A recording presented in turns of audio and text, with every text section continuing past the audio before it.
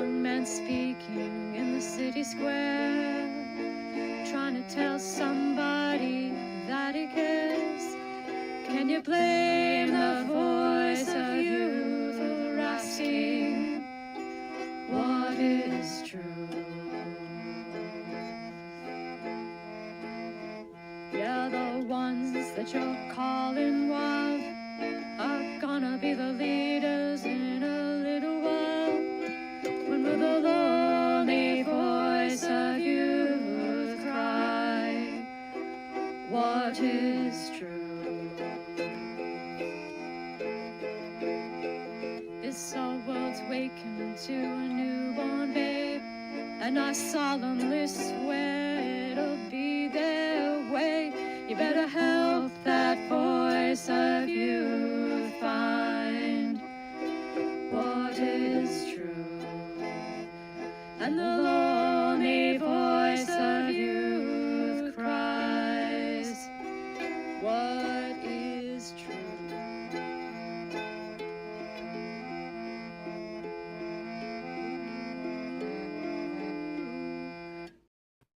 Well, all right. Welcome in, everybody. It's good to see everyone. I've got my Sand Pal right here. I've got my Muppet Cup. Have you considered? You should. And that, of course, is full of Sand Pal. And I haven't bought any more Table Rock tea, but I do have some tea. I've got nice Yogi peppermint tea steeping up here. And yeah, I've got a little bit of new stuff going on, kind of.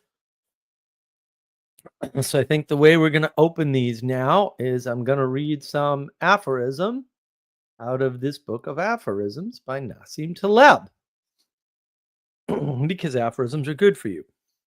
And I'm just going to do like a random thing.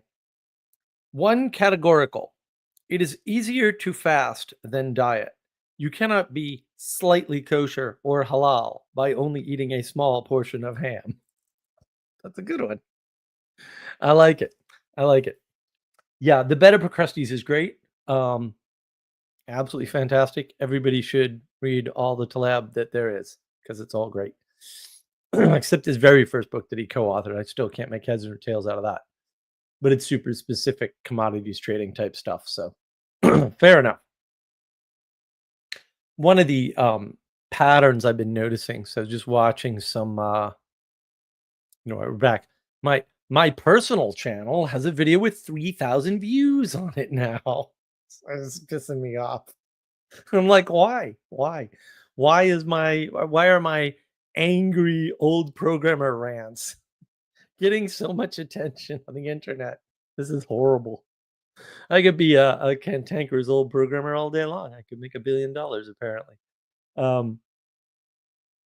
Yeah, it continues to it topped over 3,000 views, and then the other one on H-1B visas topped over 2,000 views. I got some good comments. And then I've been watching Primogen, which I do from time to time. I don't watch most of the stuff. It's whatever. He's fun, but whatever. And he was doing a video on junior devs can't code anymore. And it's because of AI. And they've lost the snap, the thing. And he said it happened to him too. He's like, wait, I couldn't remember how to write a for loop in Lua. And I was like, sucks, man. It sucks. And a couple of things might be sort of to blame for this, right? I think, the way he said it was, yeah, you don't, you're losing your skills, right? But I think actually it's worse. Like, I think when you take a low skilled person with maybe not the best memory in the world and you teach them something, and then they rely on repeatedly hammering their short-term memory to get back there, then it's a problem, right? For me, coding is like riding a bicycle. I don't have to do it for years. I can hop right back on and get right back into it. Now I'm rusty, obviously, whatever, but it really doesn't wear off that way for me. So I don't know what these guys are talking about to some extent. But But the fact that that's happening and that it seems to be a trend is interesting. And so what I see happening is all of these patterns are converging, right? And then Paul VanderKlay earlier today, in fact, on his live stream, was talking about ARC and we have to scale this stuff. We have to figure out how to scale this stuff. And it's like, well, I mean, I was telling you guys that years ago, but welcome late to the party, I guess. What else do I say? What else can I say, right? Jacob was saying it too. I don't okay, I guess.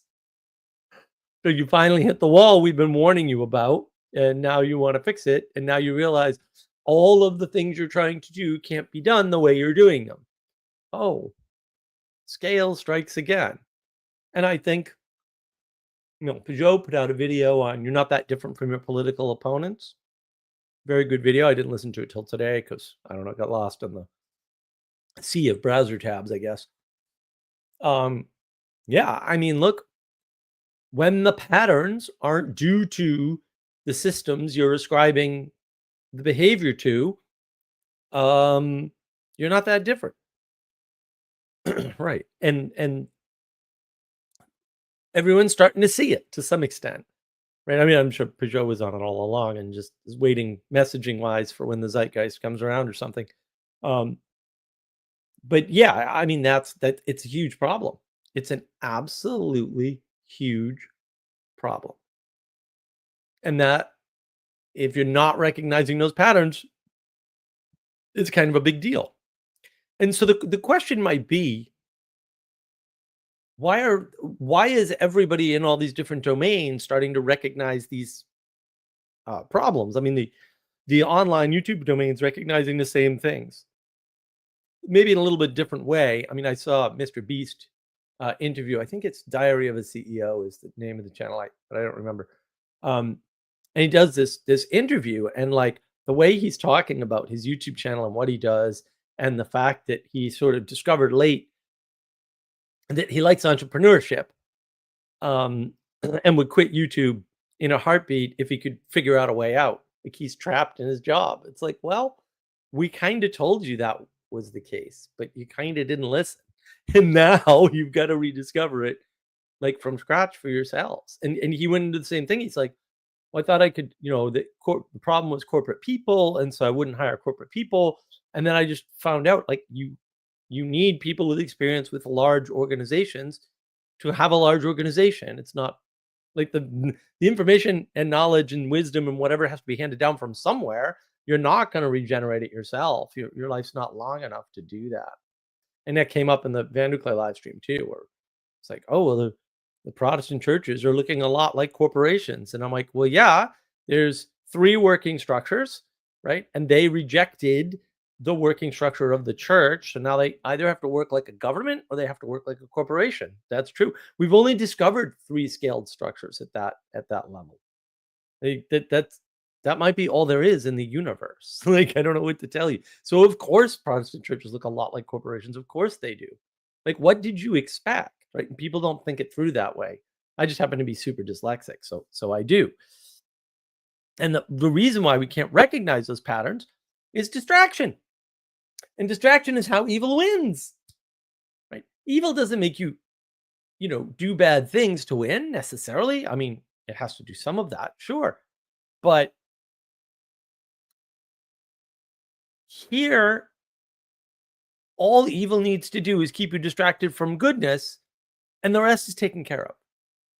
And it's really, what we're talking about. Because when you're distracted, you're not able to see what's going on around you properly. Your relevance realization isn't working at all.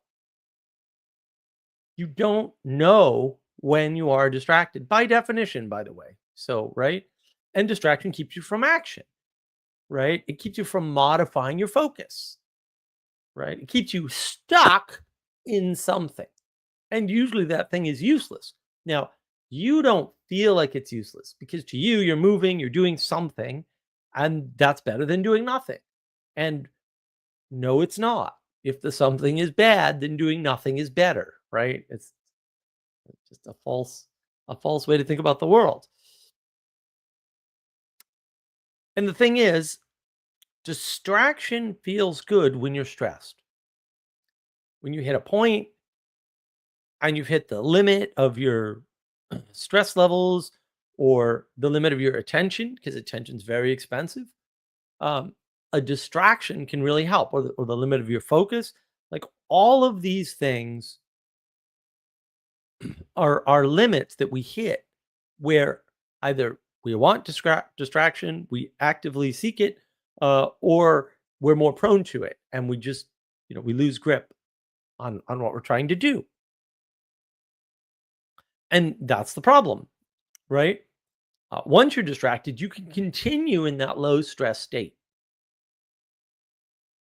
You can just keep going, and that's the problem. You can stay in the low stress state. Feels better than being in the high stress state, and you're still doing something, but to Ixnan's excellent point, you're enchanted. It's an enchantment. Like you feel like you're moving. So it must be okay. And we'll say the lowest form of that is conversation, right? It's sort of what I was trying unsuccessfully, perhaps, but successfully for some, I'm sure. Actually, there's evidence that I got through to a few people. Um, to point out, right, to PVK and his crew. Although that was actually a really good live stream, in my opinion. It was boy, did I get a lot of good points in, a lot of important points. Right? I don't know how they landed with the people on the camera. I'm not talking to the people on the camera, to be honest. Most times, I'm not. Absolutely not. I'm talking to the audience, right? Because the people on the camera, with the exception of Burn, which is why I did talk directly to Burn, uh, I've talked to them before, and they ain't no getting through to them, right? Or at least any further than I already have. And so the goal is to signal out further, right? And the thing is, I know part of distraction is because novelty is distracting. It's shiny. And I can parlay my, we'll say, slightly negative reputation over there into attention and get that attention on the churn because they have an extreme PVK's an unbelievably high churn rate. It's ridiculous. Um, and focus them on, in a more useful arena. And they validated Peterson sphere and admitted Peterson sphere is bigger than those little cults and all kinds of things. It didn't seem to recognize, I mean, maybe he did, but he didn't mention it explicitly, that uh, Peterson's arc is an attempt to expand his sphere sort of directly, right? The Peterson part of the Peterson sphere, the closest to him. And that novelty, will say, worked the first year. But the second year, the novelty doesn't seem to have worked, at least not in the same way. Now, I haven't really absorbed any ARC conference content except Christian Baxter's sort of, I don't know, bizarre video. I didn't watch the whole thing. I watched like the first 32 minutes or something. Day one video, which just looked like a lot of therapy to me, which, I don't think doing therapy on the internet is a great idea. But I mean, I guess if that's all you got, I mean, I don't know. I'm not real hopeful. But by definition, distraction, and you want to see distraction, watch that video. Whoo! It means you lose sight of things you previously had your eye on. And you'll be distracted in any number of ways, through any number of means, towards any number of other random things, because distraction is an identification against. Now, you have to be careful with identification against. Most of it's completely wrong, bad, and evil. So there's that. But in this case, it's useful to know that distraction isn't a thing. It's not the thing that you're focused on. And so all of the things that aren't the thing you're focused on can potentially provide or become distraction. So that's important to know because I don't think people really think of it that way. Because they're not thinking in terms of identifying for and against, which they really need to be. Never going to solve identity crises, unless you figured out that difference, because that's super important. And the thing is, reality itself is opposed to distraction, right? Reality requires your attention because there's entropy in the real world. There's no entropy in the video game world, or at least not much. There's entropy in the real world, right? And distraction takes you away from the real world. Not in all cases, and it's not necessarily a bad thing. We'll get into that, right? But reality is opposed to distraction, and that's important to know because the more distracted you are, the less engagement you have with reality, the less engagement you have with grounding, the less engagement you have with the changes and cycles of the world around you. All the stuff is moving and it requires revivification, maintenance. It requires thought and care. Constantly building new things is a distraction. You don't want a distraction. That's no good for you. Bottom line, right? And the thing is, it's hard to avoid distraction in many cases for many, many people because to know what a distraction is requires boundaries. It requires values. It requires awareness of boundaries and values and attention towards them. Now, you can't do that yourself, which is why you need rules. Rules help you. This is why I actually like the Pomodoro technique. No, I don't like his time frames. I think his time frames are dumb. They may work for you, whatever. No shade on you if that schedule works for you. I think the schedule's dumb. That schedule never worked for me. I can also do 8-hour live streams like without notice. So might be an outlier there. My attention and awareness is very different from most of the other people on the planet for sure. And so my Pomodoro sort of implementation doesn't look like Pomodoro's technique at all, but it is, right? And that's the thing. When you don't manage distraction by drawing boundaries, understanding there's distinctions, holding those boundaries firm, right? Then you end up anxious. So one of the things that causes anxiety is constant distraction. Now, I have no idea what could be distracting people. I just have no clue at all. I can't imagine any of the causes for distraction. So I can't give you a list. I just what are we talking about? When you don't manage that, you end up believing you're saying things when you're not actually communicating. Right? Because it may be true that you're saying things, but the things you're saying may be complete nonsense. That's why logic, reason, rationality are important. It's amusing to me that the distracted, anxious, crazy people that I run into quite a lot, unfortunately, often will believe, oh yeah, we need more rationality in the world, we need more rationality. And I ask them to rationalize, not even I'm not asking them for their rationale. Even I'm saying rationalize your statement, and they can't.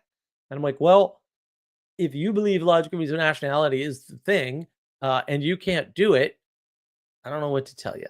Like you're kind of on the outside, and that's because they end up distracted all the time. And because they end up distracted all the time, they don't notice that they don't make any sense. They don't notice because they're so anxious that they don't have a bead on what they're talking about. All right. Can you describe internet culture? No, I can't. Maybe that's because it's not a real concept. And they're like, no, that's not it at all. And I'm like, well, are there things that people make up that aren't real? Yes. How do you know this isn't one of them? Well, because it's not, because I can feel that's the problem. You're constantly distracted and you haven't noticed that your precious rationality would save you from this mistake if you only did that, which you aren't doing. right? But they think they are because they're doing something. Well, for the moment, and then they go back to playing video games, but whatever. And that's the thing. When you have nothing, poetry, art, color, right, to hold your actions together, you get distracted and you project in your fantasy. Lots of things cause psychological projection, right? One of them is having an overactive imagination, right? Overconnected thoughts. This is why artists tend not only towards distraction, but towards fantasy. And that's what makes them good artists. So it's kind of like, well, I mean, yeah, like that's they're where they need to be, right? When they can control it. Um, things like poetry, things like art, things like symbolism in general, or poetic ways of informing the world. See my video on the knowledge engine model. That stuff holds you together. And that stuff can show you when you are distracted. It helps to hold you together. Otherwise, distraction is sort of inevitable. And the thing is, distraction begets anxiety, and anxiety begets distraction because you fall into the pattern of anxiety where you always want the new and the novel, and you're never sitting and integrating and absorbing information. So if somebody says, hey, you could go there and experience this thing, and you don't do that, that could be because you're distracted. You're looking for the new thing. And you've got it because somebody told you about a new thing, and that's new information in your head. So now you don't need to go there. And that is a mental pandemic that's absolutely struck everywhere. And I mean, it's commented on. It's been, years now that it's been commented on, where people think seeing pictures of Yellowstone National Park is the same as going there, or reading it on Wikipedia. Now they think they don't need to go there. I mean, people talk like this. It's quite frightening, as though there's no difference between having the information in your head and having the experience outside of you, right? It's a deep confusion between where you end and other things begin. And that's terrible. So what you've done is you've read an article about Yellowstone National Park and projected your fantasy of having gone there into the world. That's what you've done. You may have done other things as well, but you've certainly done that too. And that's a problem. You don't want that to happen. It's not good for you. And when you're high anxiety, you can't tell that that's what you're doing. Like, you just can't tell. And once you're in that pattern of more newness, less integration, there's no reaching those people. Like, at some point, they just become too self-referencing, and they reference the images in their head instead of what's outside of them. And then they start spinning stories about what happened that don't resemble anything that anybody witnessed because they didn't happen. At least not outside their head. Right. And then you're privileging your own personal experience because you're distracted. But distraction keeps you from better things, right? Mostly what distraction does is it keeps you from being better. That's what it does. Right? And when we see things like work as the enemy, we see distraction as the savior. Because work is boring and work just goes on. But we have the knowledge, the age of gnosis, that work is the enemy and distraction is the savior. That's technically true. If work is the enemy, then distraction is the savior. But to be better at work, you need rest and integration. You can't get that when you're distracted, because when you're distracted, you're not resting, right? And the thing is, we need to know sort of, what this looks like. Paying attention to something important at some scale that you don't operate at, that you don't exist at, right? Or you have very little control over. That's a distraction. To some extent, know your role. Don't just You're not a politician. Why are you paying attention to politics? That's a distraction from your life. You can whine about foreign wars all day long. When was the last foreign war that affected you?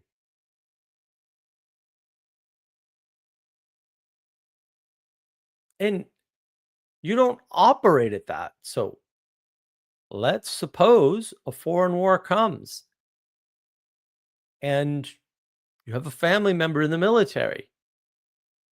You being distracted by that foreign war is not going to change what happens to that family member in the military ever. It's not going to have an effect on it. So you can distract yourself with foreign wars and make sure you know they're coming in case they might impact you, but you can't do anything about it. It's a distraction. You have work to do in the here and the now.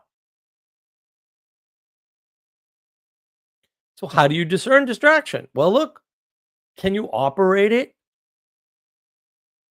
now? Can you operate within it now? Can you change it? Do you have any amount of control that will make a difference to the negative outcome you're fearing or the positive outcome you're hoping for? Because if you can't impact it, if you don't have any control over it, it's a distraction. Now, it's a little tricky, right? Because you go, well, learning, new programming languages every once in a while is good. You keep a finger on how the market's moving and what programming language might be proper, but popular in the future, and which ones are good and bad, and you can speak to them. And yeah, but generally, no. Who cares?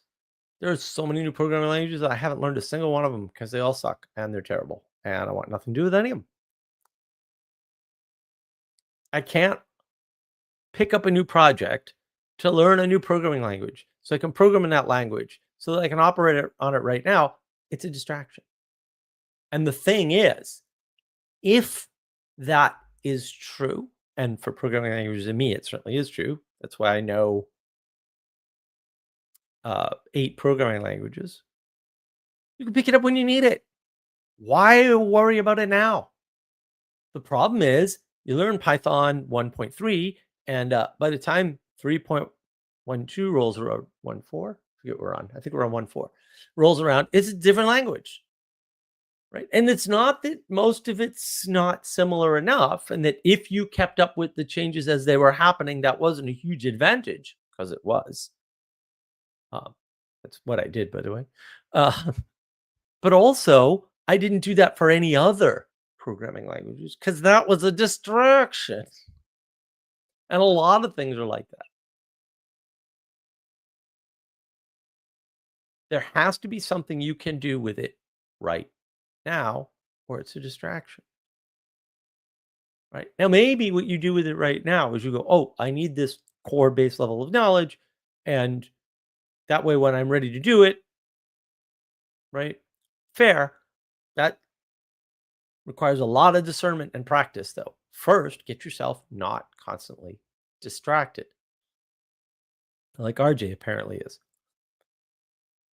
And look, the problem is you need distraction in moderation to keep you healthy, just not much of it. Entertainment is that kind of distraction because entertainment allows your brain some downtime so that you can integrate. Because when you think too closely, too focused on something for too long, you don't have perspective anymore. And your brain's actually always working on things. And so when you are able to look at something else for a while, problems that you were stuck on go away. This is why I keep mentioning Pomodoro technique. It works, especially works for coding. Oh my goodness. You're a software engineer and you use something like the Pomodoro technique, you're a monster. You will chew other people up, man, because it looks slower because you're not at your desk coding 24/7, but you fix all the big problems in the architecture phase without even thinking about it over time. And then you just outperform everybody. And then they go, "Yeah, but you wrote half as many lines of code." And I go, "Yeah, but all my code works. It's bug free and it's better solution than anything you could ever come up with. So what do you want to do?" Oops. I've seen that happen all over the place. So really, this is more about good distraction versus bad distraction because you do have to distract yourself. A lot of people nowadays, especially in the age of anxiety, um, get locked in, and it's easy to get locked in. And if you don't distract yourself, you will lose perspective. And once you lose perspective, it's very hard to get perspective back. So, really, how do you fight the bad distraction while letting in the good distraction? You have to stay grounded in reality, right? I've said this before, I'll say it a million times again. As I stare at this camera, 65% of my view is a window. If it weren't nighttime, I'd have the blinds open and I'd be looking at a garden right now. Now, I just happen to be a freak and I can still read my screen to some extent while I do that. Because I have excellent peripheral vision for some reason. I also have a huge field of awareness and attention, huge compared to most people. So for me, this is vital. And I do get up and go outside on my 12 acres and walk around and occasionally grab a kayak and hit the pond, right? Go for a walk in the woods because I own the damn woods. So having that helps keep me grounded. I'm not just sitting at my desk, coding, playing video games, or whatever. Besides, I play all my games on my phone now for some stupid reason. Damn distractions.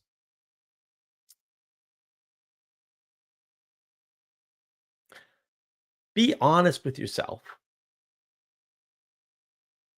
about what you can do and where it's best to put your efforts,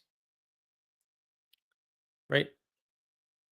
A lot of people who try to start a business try to do all the components of the business themselves because they're stupid control freaks who want perfection. That will burn you out and it won't work because you'll come into a time and or energy conflict or an attention conflict, right? It's really handy to think of the world in terms of time, energy, and attention. And you're trading that off all the time. So you need to know where best to put your efforts. It's not the thing you're best at necessarily, right? What else helps keep you sort of grounded so you're fighting distraction? Well, oddly, this is a two-edged sword. Kids keep you grounded, right? Um, they grab your attention and your salience, right? They consume your awareness. And when they're not doing that, they're probably getting into a lot of trouble. So you should be really, really afraid. And they also distract you endlessly because they try to take up all your awareness and attention and time if they can. They'll do it too. They're hell bent. They're motivated, single goal actors in the world, or agents in the world, and so they'll do it. They'll take away all your time, energy, and attention if they can manage it. So you need to figure out how you're recognize distraction, what you're doing to fight distraction, right? Which is getting a healthy feel for how much is good distraction. It probably follows something like the Pareto principle, the 80-20 rule, or the 90-10 rule, something in that range, right? Distraction shouldn't be a lot of what you do, right? But you do have to distract yourself. Like, no entertainment is a bad plan in your life. You should definitely entertain yourself. Difficult video games are not good distraction, actually. What's good distraction is mindless TV. That's good distraction. Something that's not important.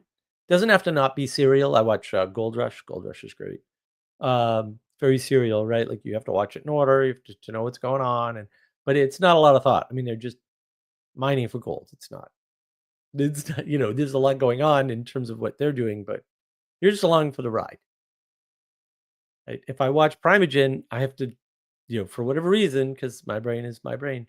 I have to sit there and think, well, how's he really looking at the world, and why doesn't he see these things? Right? He clearly sees this, this, and this, and this. Why does he see this, this, and this, and this?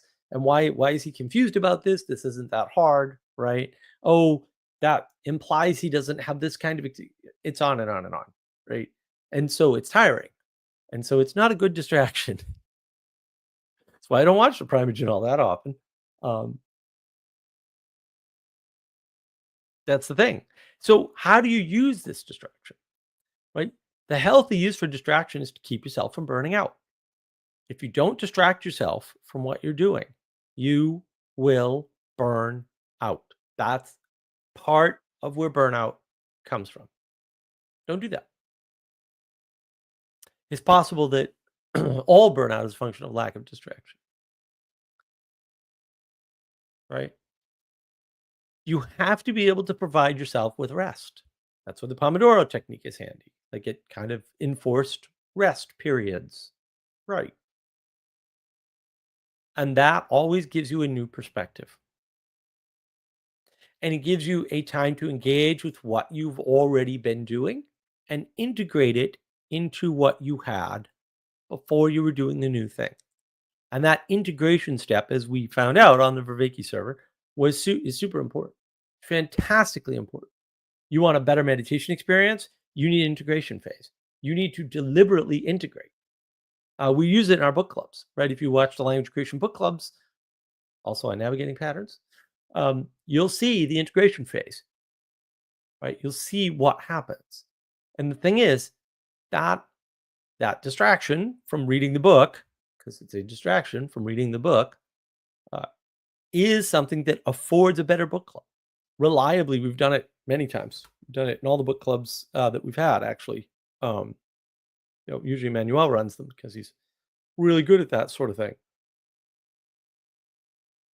That lets you take the information you've been sort of frantically gathering or running into, right? Because all your participation is so much more information than you can read, for example, and allows you to relate it to yourself in a deep and meaningful way. One of the reasons why people so often make ridiculous statements like internet culture and then fumble when you ask them for a definition, or you ask any kind of questions about it because you're trying to understand what it is they're pointing at, right? Is because they've never integrated anything. They're just picking up these words and going, yeah, it sounds good to me. I think I'll use those words too. And they're basically parrots. You want NPCs? That's NPC behavior, man. I mean, if we could upgrade you to midwit, that would be great. Also, midwit would be an upgrade, despite looking down on the midwits. There's a lot of things below you. Looking at the things below you doesn't tell you where you are in the hierarchy. It just tells you how arrogant you are. That's pretty much all it does. And that's a distraction. It's a pure distraction. That's not a good one. We need time to engage with the things we've done. We need time to engage with the work we've studied, the books we've read. That's the distraction from what you were doing that allows the integration so that you can move forward. Otherwise, you're not learning anything. For sure. It's not going to happen. Now, there are a bunch of things to be aware of, right? There are a lot of perspectives on any one thing, a lot, and they can be distracting. You can look at the way Carl Benjamin talks about politics and the way Curtis Yarvin talks about politics. Those are distractions, right? You need to know which perspectives are useful for which purposes and where the limits of those purposes are. Otherwise, they're a distraction. You have to know the difference between a good perspective and a perspective that doesn't help you right now. Maybe it'll help you later.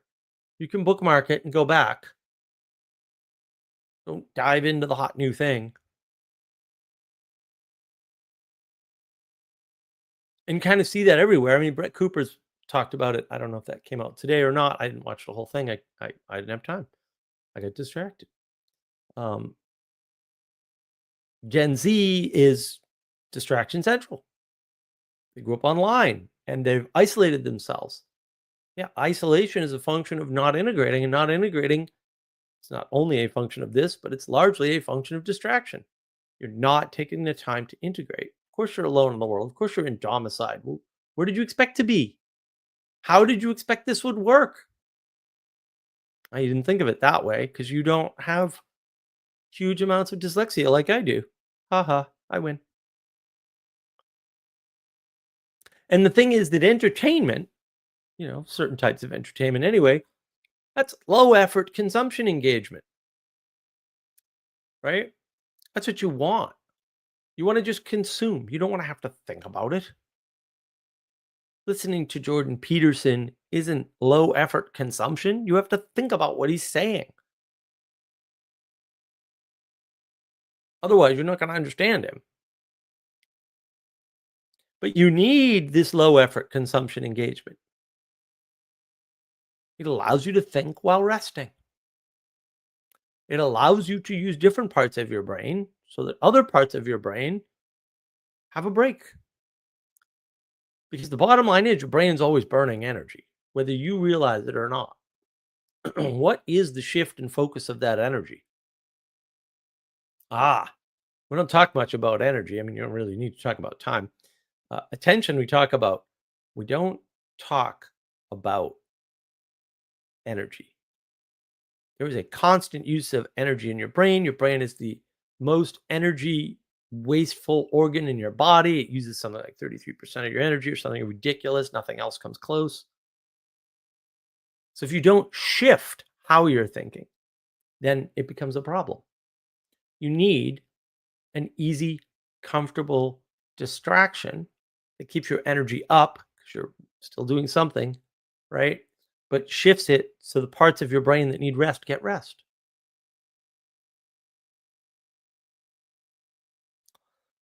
And the thing is, the state of distraction, properly oriented, is a way to revivify yourself, to contemplate deep things and learn. We learn in the off time, not in the action time. And this is what's missing, right? A lot of people are, quote, doing philosophy because they want to keep busy with more information, but all they're doing is distracting themselves.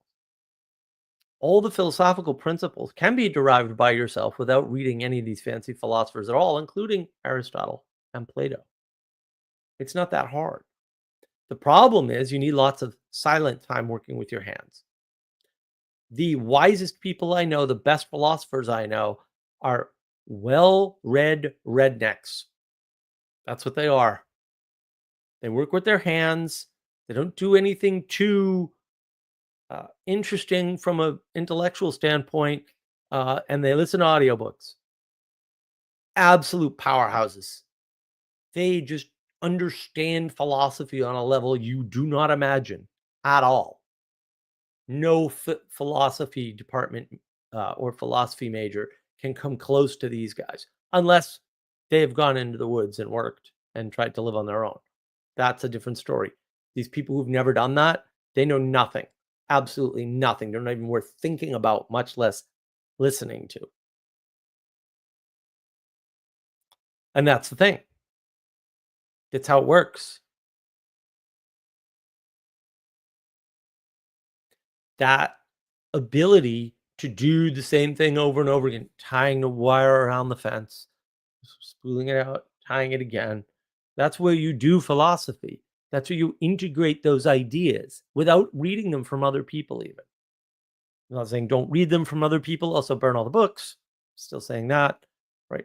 But it will work, and it does work, and it's super reliable. And that's why people who work for a living have a language all their own, and it's transportable to different cultures across the country. People who work on farms can talk to people who work mechanically on machines pretty easily, in a way that developers in different programming languages can't even talk to each other that smoothly. People in the technology industry can't just talk to other people in the technology industry. It's crazy. There's a reason for that.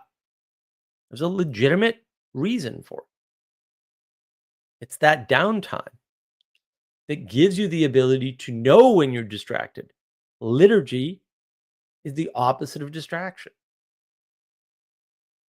Oh, wait, I'm not doing the liturgy. I must be distracted. You must be.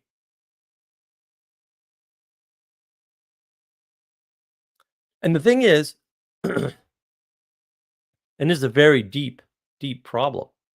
People who are used to distraction are amazed by actions. Absolutely amazed. Because they're not used to the power of doing. They're not used to the power of just getting things done, of just things happening. And when you make things happen, because things are all connected, all kinds of things happen. You win an election, you get all the nominees you've been dragging with you for all your positions automatically in. Why? They're familiar, they're pre-vetted, and you are the momentum. And momentum matters a lot. So when people say things like the medium is the message, which it most certainly is not, by the way, I think what they're really pointing at is the momentum of a system in action. It takes a long time to bankrupt Disney Corporation. They may have managed it, by the way. That's still up in the air, of course, but it certainly looks that way to me. Like their cash flow is terrible. That company is in real trouble. No one's visiting the park. The parks have a lot of competition. Dollywood's great, by the way. Go to Dollywood instead. Their movies are failing left, right, and center. They're losing hundreds of millions of dollars, or overspending on every movie because of Netflix, right? Amazon's chasing them down that rabbit hole, right? Amazon changed their book policies. Everybody's surprised. I'm like, well, I don't know. Fairly sure everybody told you that was going to happen, for a decade now plus. Is their business model, by the way. So that's the problem. We aren't grounded. We're not used to the power of action. We don't have a liturgy. We're not able to discern good distraction from bad distraction. I'm not saying it's easy, but also it can be done. And that's what you need to focus on. Beyond God, 3K views is not bad. Thank you, sir. I'm still angry. I have 2 videos, 5,000 plus views on a channel that is just out there doing nothing. Sally Joe here, did not forget stream, am not late. I know in Sally Joe world, that's a huge accomplishment, and we're very happy for you. No, it's good to see you, Sally. I haven't talked to you in a whole 3 hours. Ixnay, you don't feel like it's useless 'cause yeah, movement doesn't feel like it's useless. Thought doesn't feel like it's useless, right? Because you're enchanted by it, right? You feel this movement and you think that's all I need. but it won't sustain you. Young God, I liked your shameless self-promotion during PVK's Muppetry stream. You troll too much. But it's amusing, so like, I'm not a no on the trolling. Certainly not a PVK who himself is a troll, so fair enough. Thank you. Yeah, Paul should have been doing that for me from the beginning, but he won't for whatever stupid reason. It's fine. He also forgot that we met a year and a half ago for pizza in Sacramento, that I went out of my way to drive up and see him. And the DC event where I saw him too. He just focused on Thunder Bay, which was a while ago now. I mean, he's trying, but he did a lot of damage, so he's got a lot of backpedaling. Ixnat, it's almost as if you can't know anything about the world if you spend 10 hours a day playing video games. Yeah, well, video games will make sure you don't know anything about the world. That's the one thing they reliably do. Also, I mean, this is why I'm up in the air about video games. Like, yeah, I mean, if you're gonna play some freaking Asteroids or Yard's Revenge or Defender or something, the 8-bit games, yeah, that's great, great mindless fun. Some of these newer games, nah. I mean, look, I loved World of Tanks. I was all right at World of Tanks. I could never put in the grind hours to get a level 10 tank. I think I have a couple of 8s somewhere, probably on the Xbox 360 though, not even on the PS4. But like, those aren't good. They're a lot of like strategy games are a lot of work. Games where there's a lot of other people, a lot of work. I used to play WoW and Dark Ages of Camelot. Dark Ages of Camelot was way better. Because that was social. Like I was there talking to my friend or friends, right? And that I didn't care about the game at all. Like they're like, "Oh, you've got to grind," and I'm like, "Okay, I'll grind, I guess. Can we talk about this cool thing?" Right? Like grinding was my penalty for getting to talk to my buddy. That's how it works. Yawn God, looking back, that I once wrote a poem and sent it to a girl in a wax sealed envelope. Probably was pretty gay. No, I don't think so. But hey, when it works. There's an old SNL joke, and I think it was Eddie Murphy pretending to be Michael Jackson, the king of pop. And it was a stupid routine. He was being interviewed, and I forget how it came up, but I forget the setup for the joke. But it was something like, you know, what do you do for dating or something? And he said, well, I just walk up to the girl and, you know, say, you know, hey, baby, you know, how would you like a night with me or whatever? And he says, 9 out of 10 times you get slapped, but that 10th time, like, well, hey, there you go. I mean, when it works. What do we got? Young guys, we're pirates, not monks. We're supposed to be participating on the high seas, not sitting quietly on a cliff overlooking the sea. This is true, young God. You're starting to get it here. RJ, Mark is distracting me right now. Good. Hopefully towards good ends. Some distraction is good.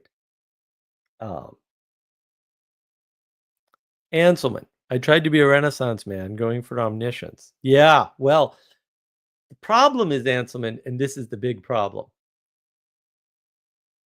There are no pseudo-intellectuals, or at least all pseudo-intellectuals are wannabe intellectuals, right? And so when you see somebody do something and you don't understand it, or you misunderstand it, or you're missing important pieces, and you try to do that thing, it will look inauthentic because you can't do the thing. Like a lot of inauthenticity is people believing they know how to do something and being wrong and still trying to do it anyway. And then they look inauthentic. And you can't tell those people they're unauthentic because they really believe they're doing the thing. Right. That's the problem with authenticity in that frame, is it's really not helpful. A lot of people with a wide field of attention and awareness, people that have you know, the ability to track multiple things at once and see, more importantly, see how things are connected, they're screwed. Because it looks to them like they can be Renaissance men, and it just turns out that most of them can't. They're just above average, but they're not way above average. And it's very hard to kind of tell that for yourself. I do recommend Omniscience, so yeah, do that instead. Anselman was largely just pursuing too many disparate things, knowledge for knowledge's sake. Yeah, that's the age of gnosis, right? Where knowledge is propositions is the highest value. It's just like, oh, more knowledge, more knowledge, more knowledge. And too ambitious, right? In a way, it's healthy to be more ambitious than you are capable because, of course, right, we have to be better, right? But if you don't try to integrate and fail and recognize that you're failing to integrate, then you'll stay in an arena that you can't operate in for too long and burn yourself out or fool yourself forever. And if you want to see an example of that, you can look in the live stream from a couple weeks ago with PVK, where we were talking about a bunch of stuff. And I kept asking people to define their terms, and they couldn't. If you can't define your terms, you're out of your depth. Maybe you can get there someday, but don't go around doing that now because you ain't there. And recognize you may never be there. I'm never going to be the world's greatest C programmer, right? I came to terms with that very early on when I realized what that actually meant because I do research. I research real well. I was like, oh, I'll never be able to do that. There's certain things you need, and I ain't got them. I wasn't born with them, and I can't develop them. Okay. It's okay. I might be the world's best debugger, so I don't care. Way more valuable. RJ, what if the only time I have to listen to Mark is when driving? Oh, the distracted horror. Yeah, I mean, listening to me while driving is not bad. There are certain people who have RJ. I mean, there's certain people, I won't name any except for RJ, who have a wide enough attention that listening to music while studying makes them study better, right? Because they need the continual distraction, pattern distraction like music is great for this, in order to absorb the information. Those people are rare, and unless you're RJ, you're almost certainly not one of them. And you can test it. Like, this is the thing that bugs me about people is they never bother to run the easy tests to find out where their limits are. Like, you have constraints, you better know what they are. Go find them, right? Like, figure it out. Like, try to memorize a poem just to memorize it. Try to memorize another poem while you're listening to a certain type of music at a certain volume, because you have to do different volumes too. You have to do all the volumes, obviously. You have to do different volumes because some people actually respond really well to quiet classical music in the background while they study. And some people want Tool so loud that it hurts. And then they study better. Like, I don't know what to tell you. I can do either, by the way. But I'm really out there. I'm like major outlier on things like that. Major, ridiculous. I also know a bunch of shortcuts for doing what I'm doing. But you need to know where you're at with that. Because a lot of people will listen to Peterson or worse yet, Vervaeke. I don't know anybody does this because I couldn't do this. They'll listen to them distracted. And I'm like, you can't listen to Vervaeke distracted. You'll miss all of it. You'll miss all the important parts for sure. And you'll miss all the parts where he screws up. And that's why people like him. They didn't hear him screw up. I'm like, well, I heard him screw up. But I wasn't distracted when I listened to him either. Ixnon, maybe a French Canadian should write a book, if we don't burn all the books, about the symbolism of time and space and how these relate. Yes. If a French Canadian did that and we had a book club on it, that would be helpful. Wait a minute. The RJ wouldn't sell. Clearly not. No one would do a book club on it either. Ixnon, kids keep you grounded, can confirm. Boy, man, they also distract you, but boy, do they keep you grounded. That's the good kind of distraction, being distracted by groundedness, by like, I'll be sitting here coding and a freaking bird will go by the window and like light outside in the garden. And I'm just like, ah, right. And then I get back and boom, code is just flowing, you know? Yawn God. I hear the TikTok as a distraction too. Yeah, well, something about 7-second intervals of hedonism or something. Well, yeah, that was what Brett Cooper was. Well, among other things, that's what she was on about. Hanselman, no TV for me, but I get YouTube distraction. Not mindless, I tell myself. Hey, go watch a lathe. Although maybe not. Man, lathes to me are just poison. I'll just watch lathes all day long. I love watching lathes on YouTube. Absolute poison. That's why I almost never do it anymore. RJ, late 90s TV is great. Yeah, slightly serialized, but also self contained. Yeah, 80s and 90s TV is really good because it is mindless. Most of it. Not all of it, but most of it.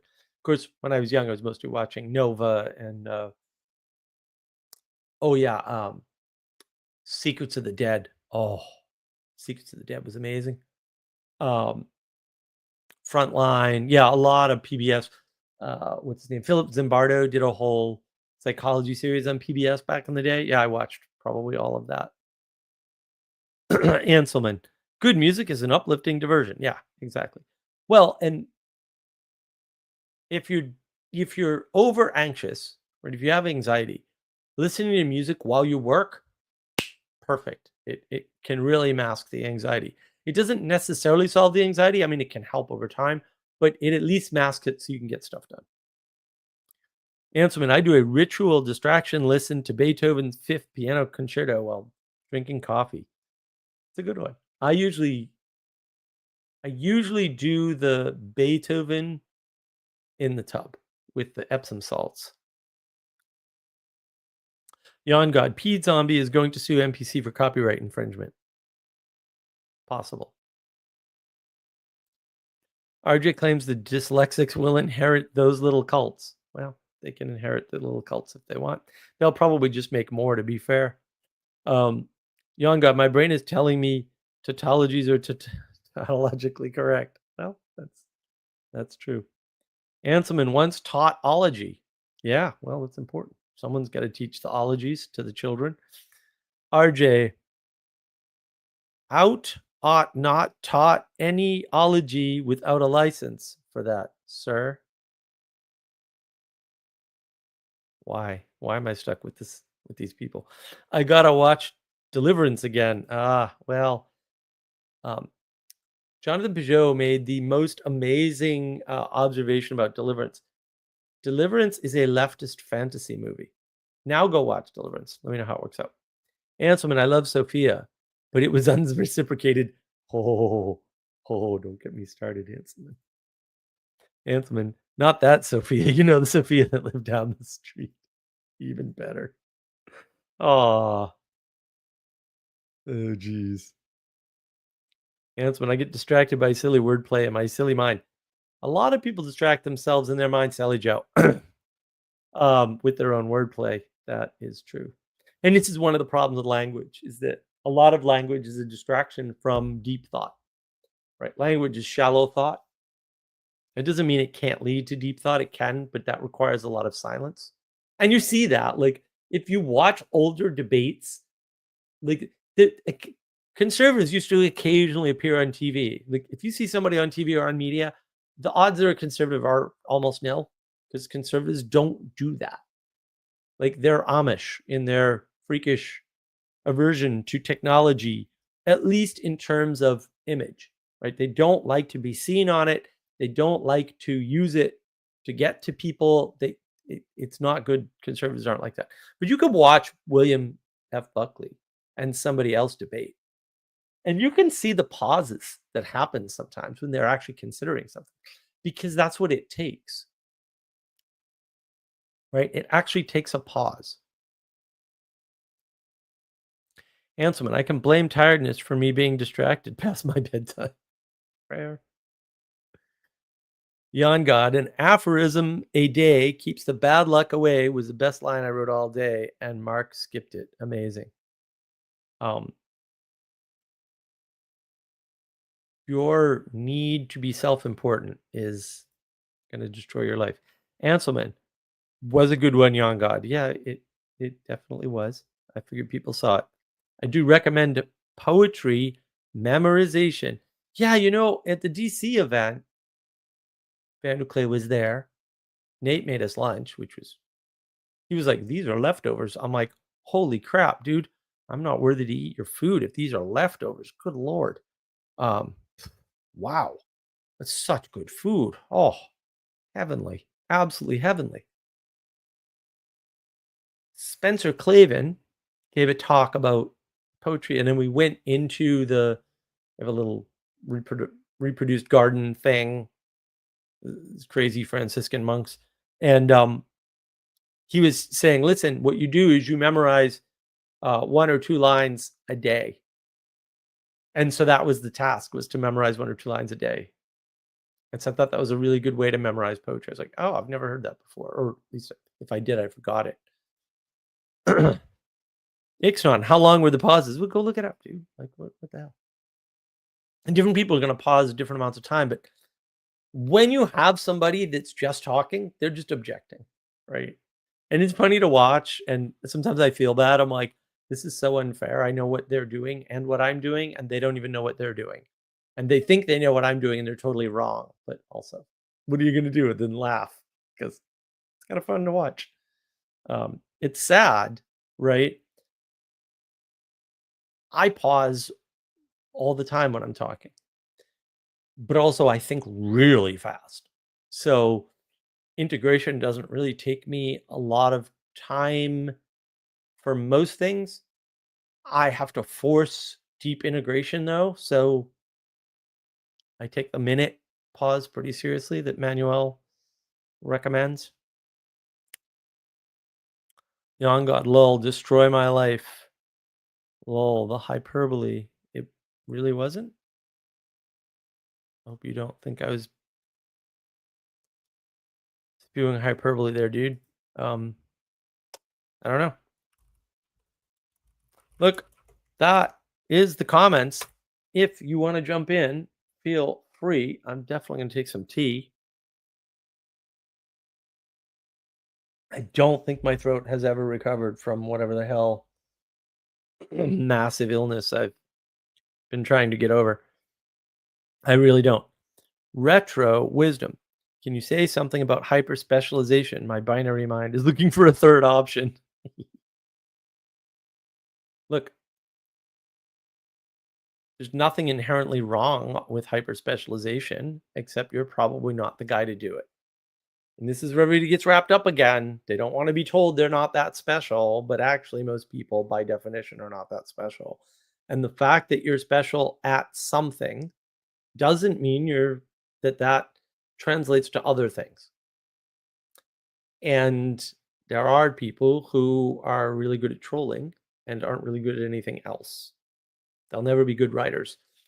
You sort of saw this. So Mr. Beast does this interview, right? And he starts saying, like, well, yeah, all the YouTubers that jump into streaming fail. I was like, yeah, because making a show is not the same as making content. And so they don't know how. And it's a much higher scale. And Mr. Beast somehow managed to pull it off and lose tens of millions of dollars. He only got 100 million from Amazon. He said he blew 50 million on the first 2 episodes of Beast Games. I was like, I can't think about that. Those numbers are too big for me. And I'm an optimizer. So if you show me something that costs $50 million, I will show you how to cut it down to 20 because I can. I'm also insane. Small price to pay. We need hyper specializers for certain things. But the bottom line is the skill that you want that makes you valuable is the skill of being able to hyper specialize when you need to and then leave it all behind. So I remember when I was working for the banner ad company, I didn't know anything about the online marketing, advertising industry. I had to learn it all while I was there, which, whatever. I learned a lot of it. But there came a point where they were like spending a lot of money on Amazon. It wasn't really a lot of money, but whatever. And their entire environment was unstable. And I was like, all right, time to do my magic. And then I was calculating how fast I thought this thing could go. And of course, my calculations were pretty close. I'm still going to continue to lie and say it was 100 transactions, even though it was 100 transactions about 30% of the time in the testing. But we'll just say it was 100 because I like that number. It was 100 transactions per second per server. Now, I had to hyper specialize in Linux kernel TCP/IP tuning in order to make that happen. But I did it. If I had to do it again, I would have to reproduce 30 to 40% of that work and redo the research. Partly because it's changed, right? And so what do you mean by hyper specialization? How specialized can you be for how long on a thing? And that goes back to what Primogen was saying in one of his videos there that, of course, I didn't watch the whole thing of. Some people they're not good at the thing, but because they do it all the time, they've got a bunch of muscle memory and they get into AI and now they can't write a loop in Lua. It's not even AI. That's like code completion, which we had way before AI. Like Primogen can't do that. I'm like, bro, I mean, on the other hand, he's really good at pointing to people and saying, that's a skills issue. That's a skills issue, right? And some people will never have those skills. Are you really hyper specialized? What happens when your industry changes? Because it will. I did a video on that on my other channel recently too. Like the job industry can go away very, very quickly. Jobs change very, very fast. This AI thing is a reflection of that. So we need hyper specializers. We pay them a lot of money, generally speaking. They're high-end consultants, right? If you need somebody to tune your Linux kernel, if you've got the cash, I'll do that. I can do that in my sleep.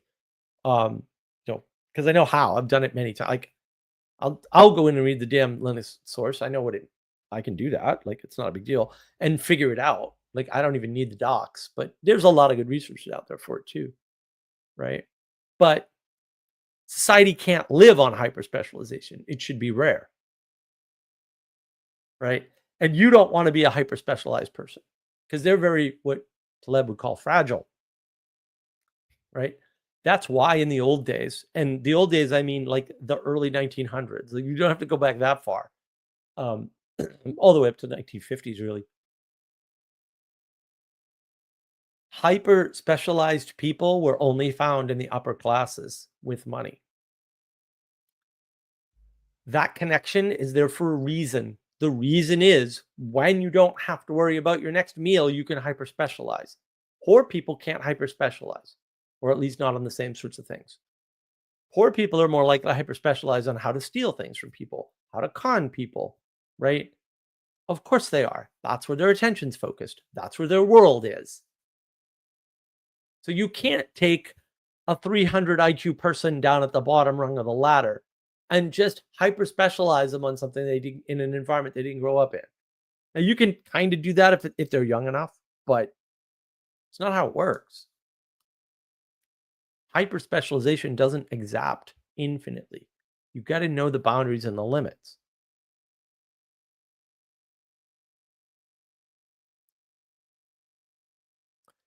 Anselman, do you think too many things so fast that you can't really articulate them?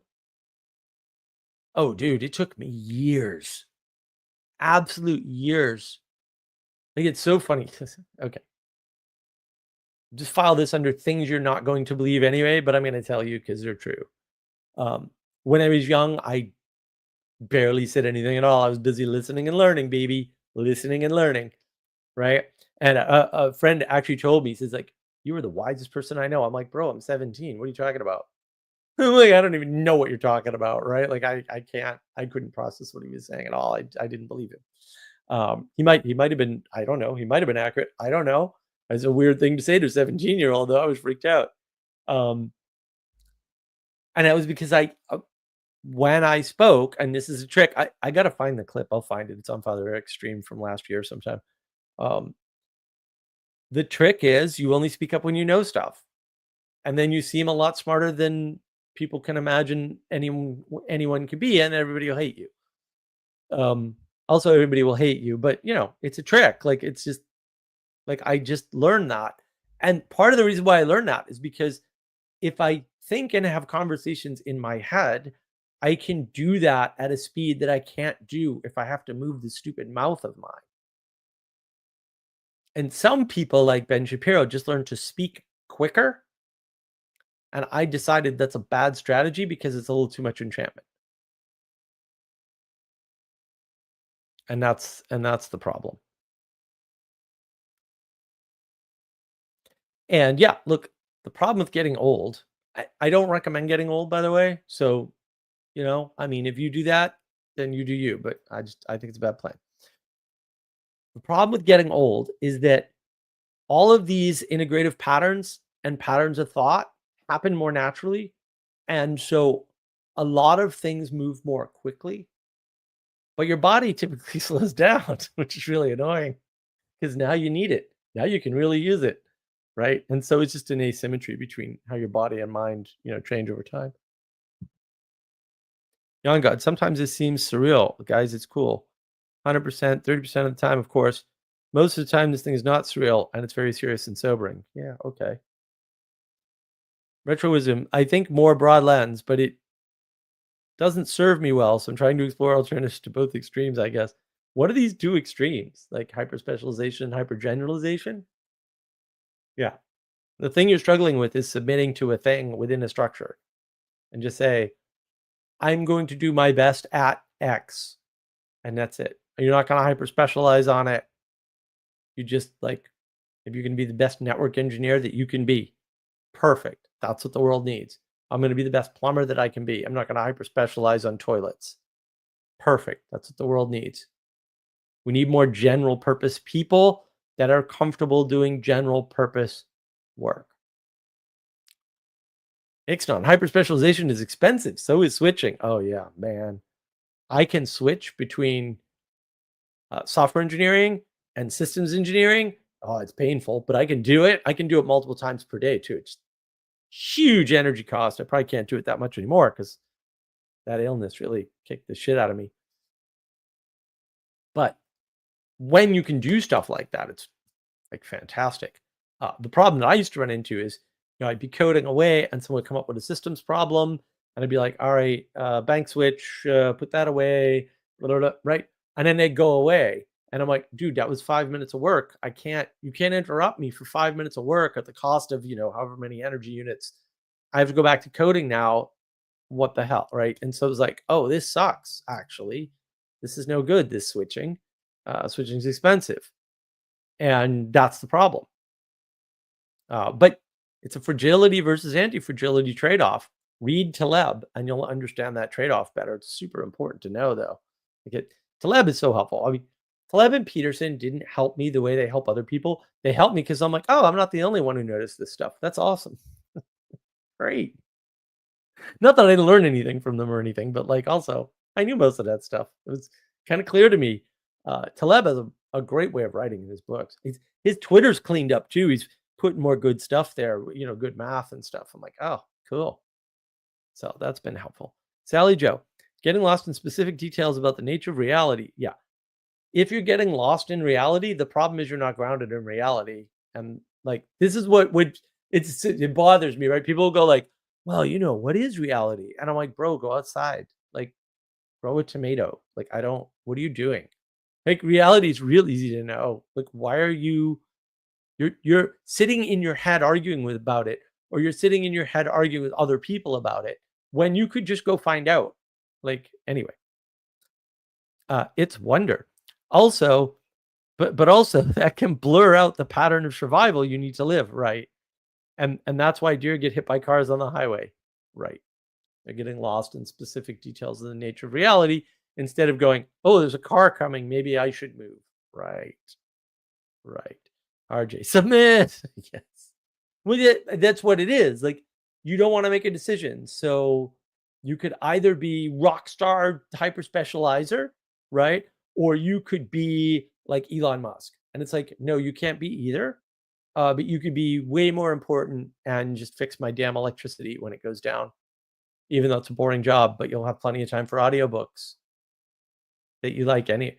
It's funny, right? Most of these wannabe intellectuals, the single best thing they could do for themselves is to be an electrician or a plumber or some other job with a huge amount of downtime. And that would solve all their problems about, well, no one to talk to about this stuff. But they're too hubristic to take a real job. And yeah. RJ, do you like Gadsat at all? Yeah, but I mean, mostly he's doing comedy lately. I mean, some of his stuff is great, but meh, a lot of it's banal. Also, he doesn't understand evolution, so it's always a problem with these people. None of them seem to understand this thing they think is wonderful. Sally Joe, it's extremely valuable to help your specialties do the thing, or your specialists do the thing. Right, exactly. Getting a hammer for the carpenters makes the carpenter more efficient. So you don't have to. That's a good submission is, by the way, like sending an article to a major publication. Right. Yeah. Submission is in submitting an article. Right. Right. Ixnot. Gadsat is entertaining. Yeah, he is sometimes. I mean, he used to have much better videos with more information and a little bit of information, a little bit of comedy, which I like because he's doing the Pomodoro technique for you, right? Focus on my information, and then I'll crack a joke. That'll give you integration time, right? It's actually a good mode of enchantment, generally speaking. Retro wisdom. My error was in equating specialization with work. Yeah, those two have no overlap. I recommend your specialization be your hobby and work be work. But do your work, like whatever it is. Just the easiest thing to do is to find what you're good at with enough downtime, but not too much. And if you can't find that, just like I used to work on my own projects when I was getting paid by companies to work on theirs because they'd have a lot of gaps. And I was like, bro, I gotta have something to do. They didn't care. They knew they didn't care. No one cares. No one cares. Okay, as long as it doesn't interfere with your work. And of course, I worked so fast, didn't matter. I always got their work done pretty quickly. I mean, the thing you need to consider is this.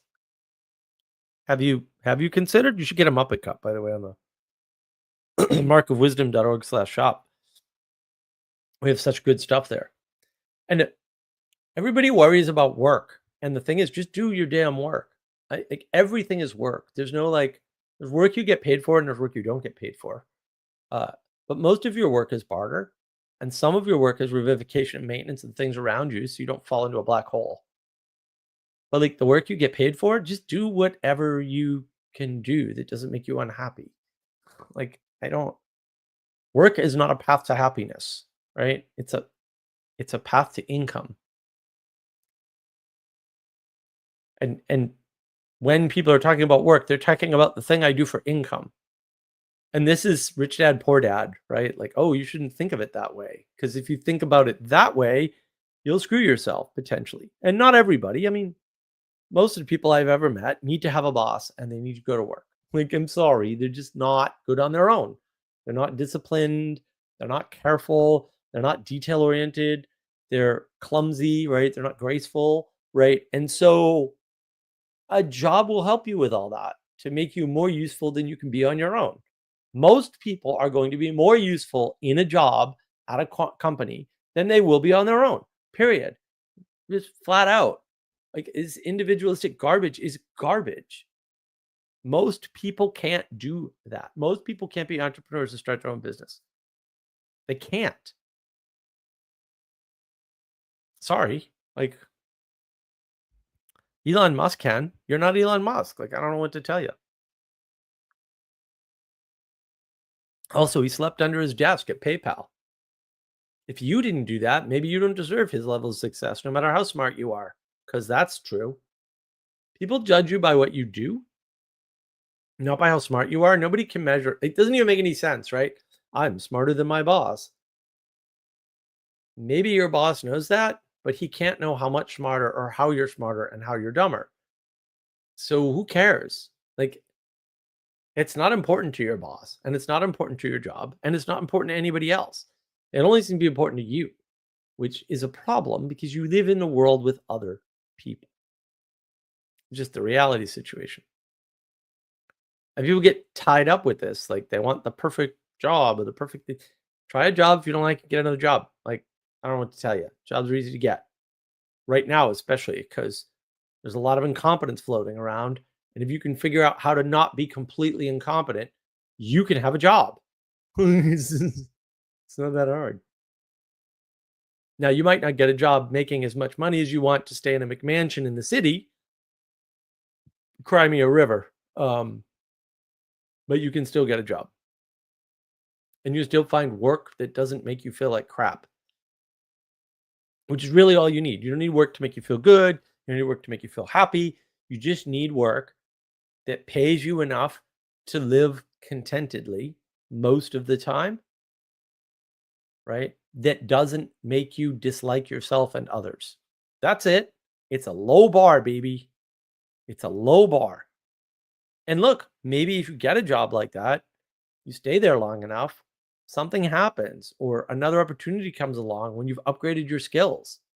And this is why I get pissed off about the minimum wage liars. Well, the average person making minimum wage in the United States is 30. Right. And that's because when you average the people under the age of 20 and all of the older people, you get an average of 30. But if you look at the curve, nobody in the middle is making minimum wage. Nobody. Why is that? Well, because the old people do it to keep busy and they don't need the money because they're freaking retired for the most part. And the young people do it to get experience because they're worthless workers until you've had 5 years under your belt. Sorry, you just are. You're worthless. You're worth less than others. Right. People with experience are almost always worth more. There's a few talented exceptions to that. You're not one of them. Don't worry about it. If you were, you'd know it and you'd know I was right and you wouldn't disagree. It's that simple. I'm sorry. It just is that simple, though. And this is where people get caught up. And I'm like, I don't know why you get caught up. This is really easy. But everybody wants a complicated answer so that they can solve it and feel smart. You're not smart. You're not going to solve it. And stop making it hard on yourself because you're only making it hard on yourself. And that makes it hard on everybody else. I don't need it to be harder. What do you want, RJ? If you're going to burn the books, at least mandate statistics education. You are really stuck on the statistics. Statistics education isn't going to solve anything for anyone. Go watch Taleb lambaste people on statistics and see how amazingly ineffective it is, even with people who know statistics. It just doesn't work. You're too age of gnosis, RJ.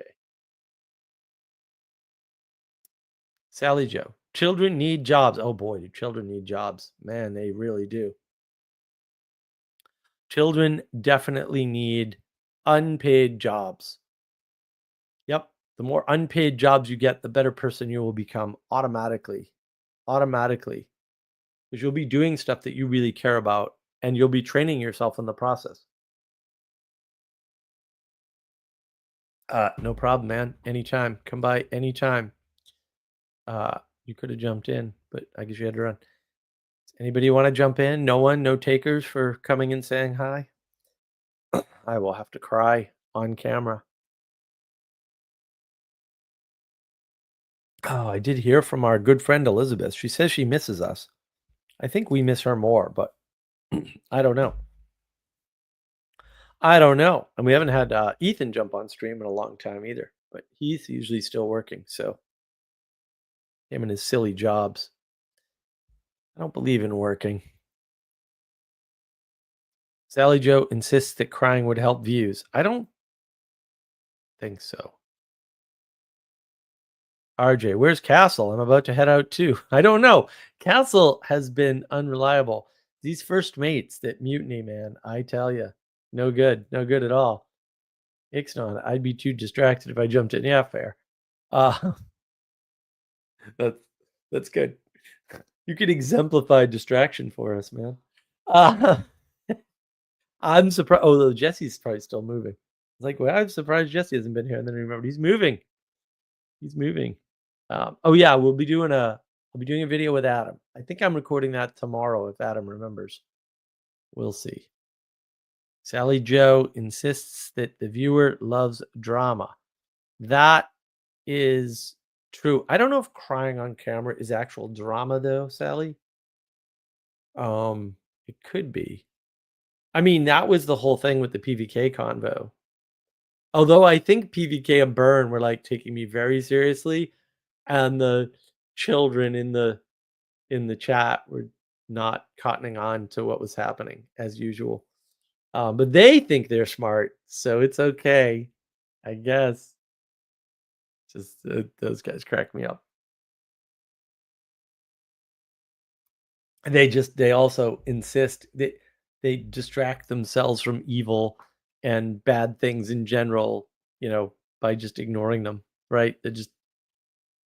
They're focused on the good, like focusing on good stuff keeps you distracted from bad stuff. And that's how evil wins, right? Like distraction is really good because entropy is still a factor. So when you're distracted, entropy is not. Entropy is still doing what it does. And that's part of how evil wins, man. It just keeps going and going and going. And eventually you break down and die. And that's why you got to have lots of kids. That's the only solution.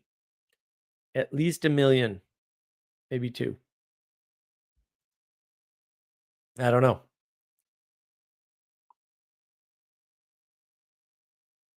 Yeah, I've been a little surprised that Castle hasn't joined me lately. I think he doesn't love me anymore. It could be it.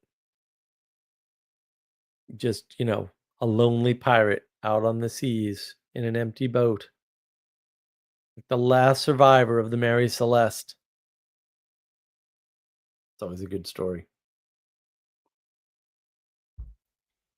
What happened to the Mary Celeste? I could sail to Oak Island and bury my treasure all by myself, and you will never have it. I got to figure out what we're doing for next week on the streamy stream because we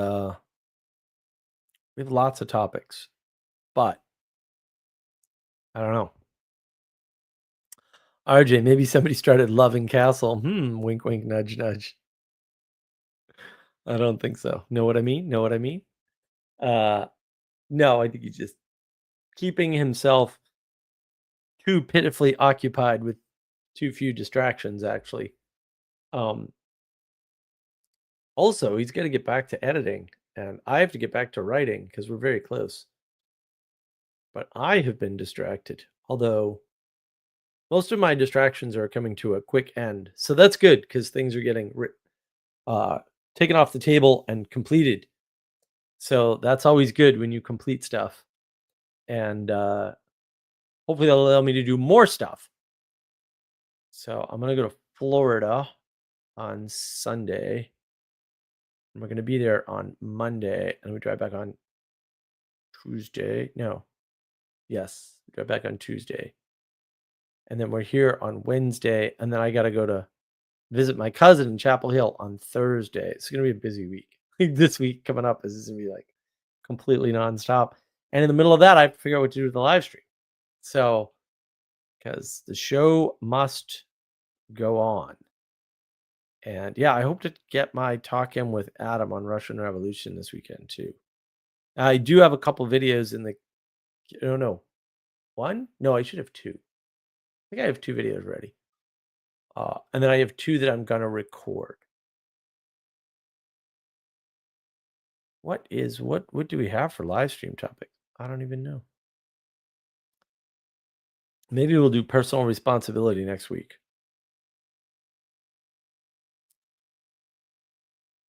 That might be. Or we could do the assumption of competence. Or we could do networks because we haven't done that yet. That came up on the live stream. And I was tempted to switch topics, but I have a new strategy for notes for live streams. So let me know how this one went because I took numbered notes instead of long form notes.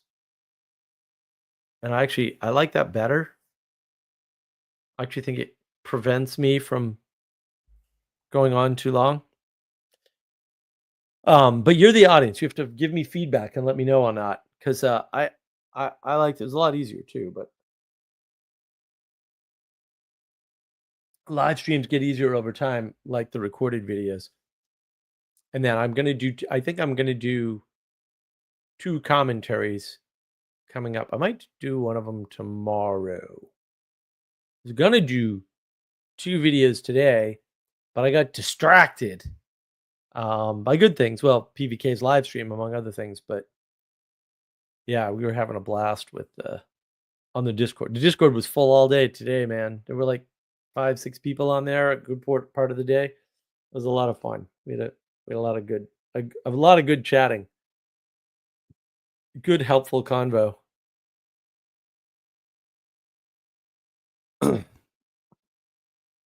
Sally Joe, anyone see anything they hate or love about ARC? Let us know. Yeah.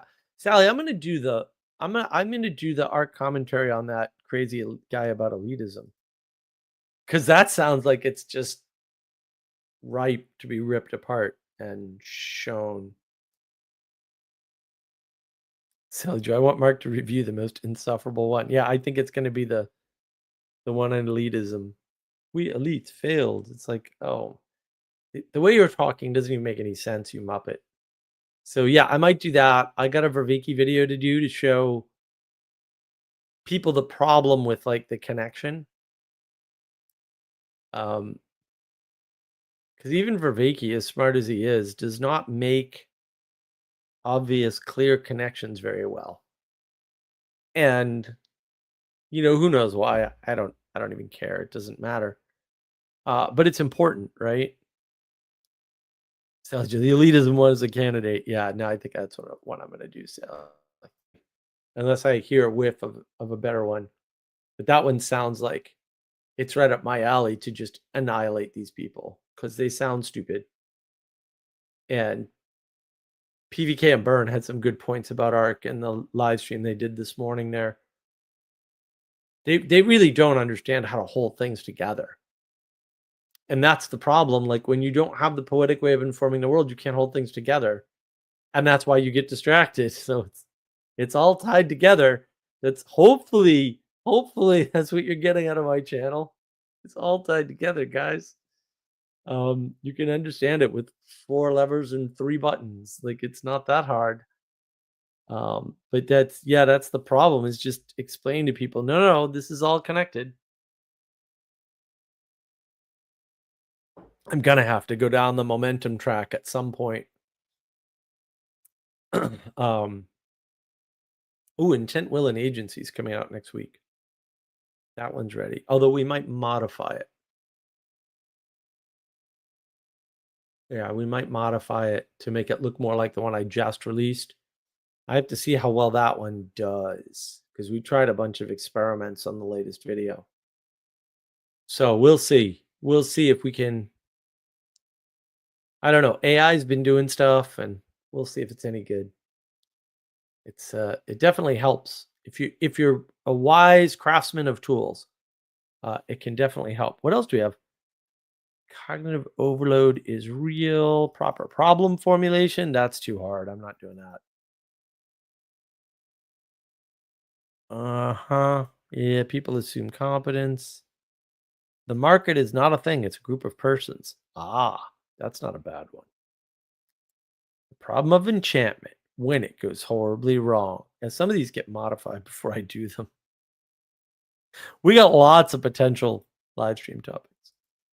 Probably got 20 or 50. I don't know. Somewhere in there. I can't even look at them all on one screen. That's not good. I've got one called The Framework that's not filled in at all. I wonder where I was going with that one. I think I know. I don't want to think about it. Where's Class Punk? I saw him recently, but I haven't seen him. Some in the comments, but hasn't jumped on. He hasn't said hi in the live chat. I don't know where he's been hiding. We were going to talk about meditation and mystical experiences, but he hasn't been around. Yeah. Exploratory, connected, individualistic. Yeah. What people are seeing when they love a film. Oh, yeah. What was the other? I've got a video I'm doing on shoot. How to make a modern story or something. Yeah. Yeah, I made an interesting observation, and so I'm gonna do a recorded on that, I think. Maybe I'll do a follow-up live stream on that too.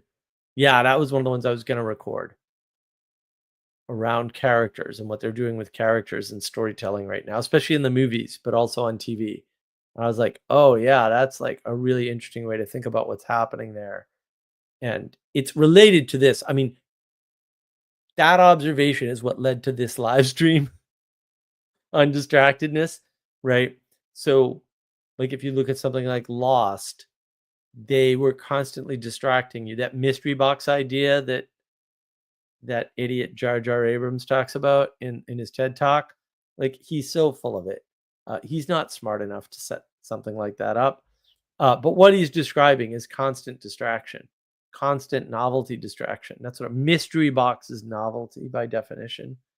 And so when that's the engagement you have with your quote content, which it most certainly should not be content, then you're not telling a story anymore, right? Because there's no character development.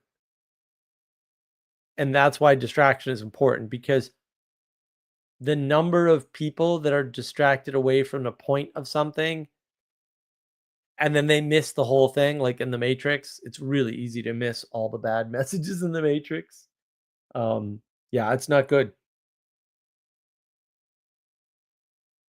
And then you don't see the Wachowski brothers turning into the Wachowski sisters, even though it was obvious, right? It was very, very obvious.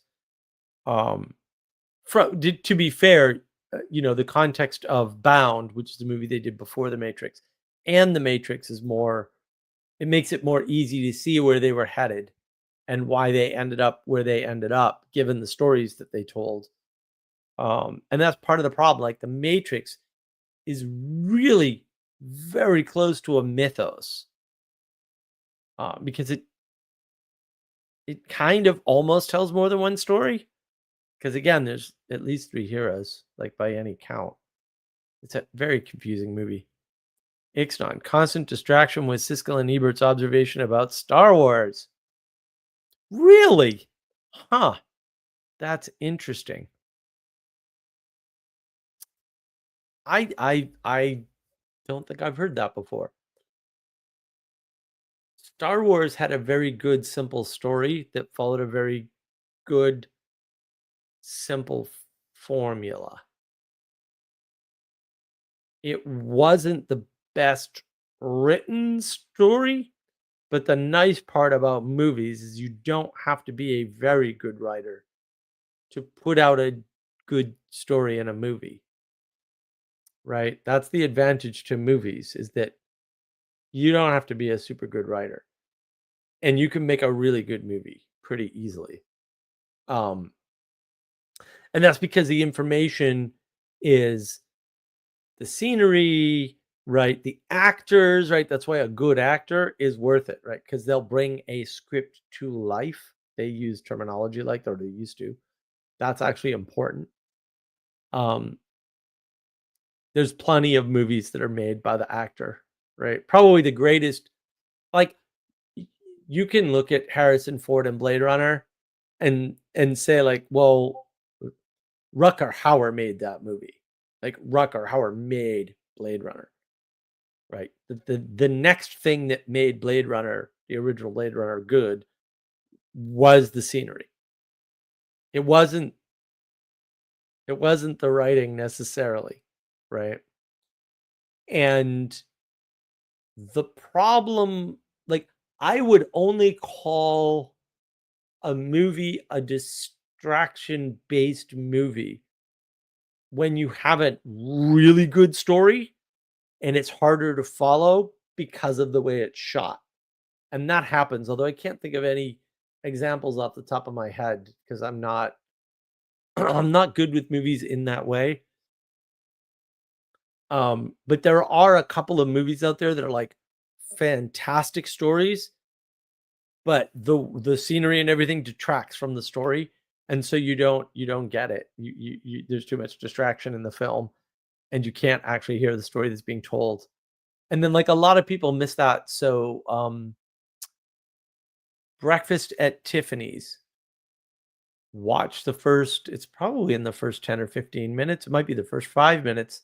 It might be the opening scene of Breakfast at Tiffany's, and then kind of realize what's going on in that movie, and it's like, oh my god, right?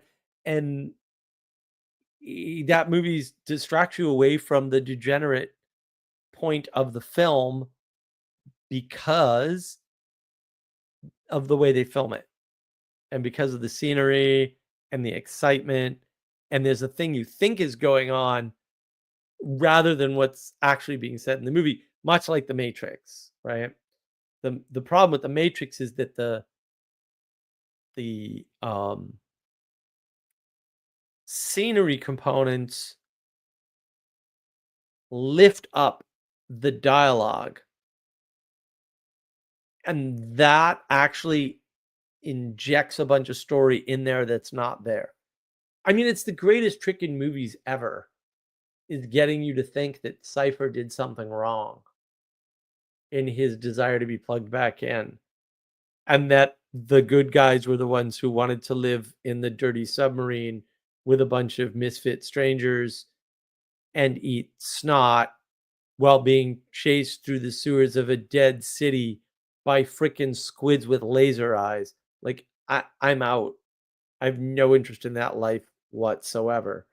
And yet the constant distraction in the Matrix with the cool effects, people missed the story. But it also helps to hold the story together in a way that the story wouldn't hold together if it were written down. Like, they couldn't make a book out of the Matrix. They couldn't even make a comic book out of it. They tried. Sally Joe, young adult fiction is distraction. Yeah, well, it's bad categorization. That's why it's bad naming. And like video games, if you are older than 13, it's probably wrecking your life. Yeah, very much so, Sally. That's a good observation. There's no such thing as a young adult. This doesn't make any sense. It's a nonsensical way to speak about the world. It's another sort of age of gnosis term that, I don't know. It makes me want to shoot everybody for the good of goodness itself. It's terrible way to think about the world. Like, on our way to personhood, or we'll say full autonomous personhood, we go through this transition, and calling it young adulthood is a crime against all reason and sanity, I think. And that's the problem, is people don't see it that way. It's very easy for people to get caught up in new phrases and words and get distracted from what are you actually talking about? It's not also Marcus too distracted to get a parrot. You're right. It's not. I remember the other day, and we were gonna like. There's a thing you can do. I don't know who knows about this. Don't spread it around. It's called leaving the house, and I think we were gonna try that because it might be a real thing that can be done in the world. I mean, I'm skeptical, but I've heard stories. No, it's just been bone ass monkey cold, and I can't. The reason why I'm in South Carolina is because I can't deal with the cold. Um, but yeah, I was like, oh shoot, I got to go out and actually look for a stuffed parrot, and yeah, we didn't do that. Maybe when I'm in Florida, we'll go shopping or something, and we'll see. We'll see. I'm working on it in the back of my head anyway. Sally Joe, if you have a shrine to Media Zone in your home, you're likely engaged in worship of it. Yes. Yes, you should not have such a thing. Yeah, you don't want to be thinking that that's the thing. One of the things I do to like do good distraction is I'll go and watch one of my old, standby things, right? Could be a very old movie, right, from the 60s or something, or it could be something from the 70s or 80s, right? Or a really good 90s film, just to get distracted. Because, like, if you want to sit down and watch Severance, that's not a good distraction. It's reasonably good entertainment after dinner because you've rested and now you need to ramp it up. And then, right? So Severance, something like that is great in that instance, but it's actually horrible in other instances. So that's good to know. All right, no one wants to join me. Nobody. I pinned the link, so it took me a while to remember, but I did. So yeah, I don't know. I'm getting distracted now. Mostly by my delicious peppermint tea and my San Pal, which I haven't had nearly enough of yet. But um there's a lot, you have to use distraction wisely in the world. You certainly don't want to burn yourself out. I might maybe there's a way I can do something about the what we call it, the illusion of intelligence. And it can talk about not just ways people fool you into thinking that they're smarter than they are, but ways that you appear smarter than you are because of specialization. As I mentioned earlier with the, oh, we can't remember how to write a loop in Lua because tab completion exists. It's like,